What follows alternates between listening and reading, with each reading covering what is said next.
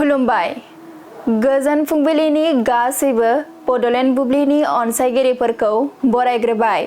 दिनै 26 मे समबारनि फानजामुथिखौ फरायथिनो लादों आं भाग्यश्री बसुमतारिया। फानजामुथिनि गिबियाव दं मेष राशि। लोगोथिनि गेजेराव अनज्लायनाया बांगोन, सोमोन्दोआ गोरा जागोन, मोजां सान। वृष राशि। इयुननि बाथ्राफोरखौ साननानै गोसोआव दुखु मोनगोन, उसुखुथुजोंनो समा बारलांगोन। मिथुन राशि। समाजनि मोजां हाबा मावना बयजोंबो मान होजागोन, समाजाव नोंथांनि मुं गोसारगोन। कर्कट राशि। साननाय बायदियै खामानिफोरखौ मावफुंनो हागोन, नखराव गोजोन थासारि फैगोन। सिंह राशि। रांखावरिनि गोबां जारलायाव गोग्लैगोन, मावनो लानाय खामानियाव हेंथा नुजाथिगोन। कन्या राशि। गावनि अहंकारावनो नखरनि धोन जोबस्रांनो हागौ, गोसोखौ हमथाना सोलिनांगोन। तुला राशि। गोसो थोनायनि बान्दोआव गोग्लैनो हागौ, गोसोखौ उरां फारां मोनगोन। वृश्चिक राशि।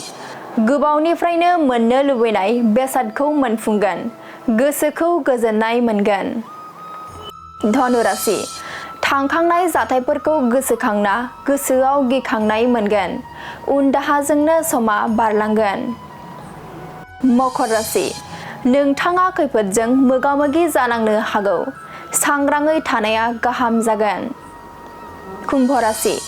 गोबावनिफ्रायनो सुथुर जालायना थानाय दंब्ला जोबस्रांगोन, बयजोंबो गोरोबज्लायनानै थानो हागोन। मीन राशि। बेफार फालांगियाव खहा जानो हागौ, रांखावरि बिथिङाव खहा जागोन। दिनै सानसेनि राशि फरायथिनायाबो एसेनोसै।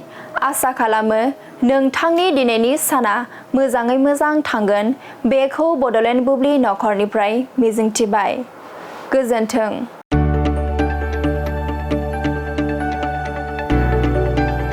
गोजोनथाव खौरां। बर'नि आंगोथार गोथाव ओंख्रि जानो मोजां मोनग्रा रायजो राजाफोरनि थाखाय गोजोनथाव खौरां। बर'नि आंगोथार ओंख्रि जानो मोजां मोनग्रा रायजो राजाफोरा बे गोदानै खुलिनाय लाइजौ हटेलाव हाबफैनो हागोन। जाखांफुहांनाय लाइमोन फालांगिरि गपेश बसुमतारिया अदालगुरिनि टंलायाव बेखेवदों बर'नि आंगोथार ओंख्रि मोनग्रा गंसे हटेल। अदालगुरि जिल्ला टंलानि मिउनिसिपाल बर्ड मावख'नि साखाथियाव गोदानै बर'नि गोग्गो जानाय आदारनि गंसे लाइजौ मुंनि हटेल बेखेवदों। अदालगुरि जिल्लानि सिङाव थानाय फालांगिरि नोगोर टंलायाव गोदानै खुलिनाय बे लाइजौ हटेलाव बर'नि दोरोङारि जाग्रा आदारजों लोगोसे गोबां जाग्रा आदारफोरबो मोननो हागोन। गोदानै बेखेवजानाय बे लाइजौ हटेलाव अमा बेदर, बोरमा, लकेल ना, साम', नारजि, अनला खारै, थास', मैथा आरो नाफाम आरो गोबां आइटेमफोरखौ मोननो हागोन। बेनिखायनो नोंथाङाबो अदालगुरि जिल्ला टंला लामाजों थांलाय फैलाय खालामोब्ला बे गोदानै खुलिजानाय लाइजौ हटेलाव हाबनानै बर'नि दोरोङारि गोथाव जाग्रा आदारफोरखौ जालांनो हागोन।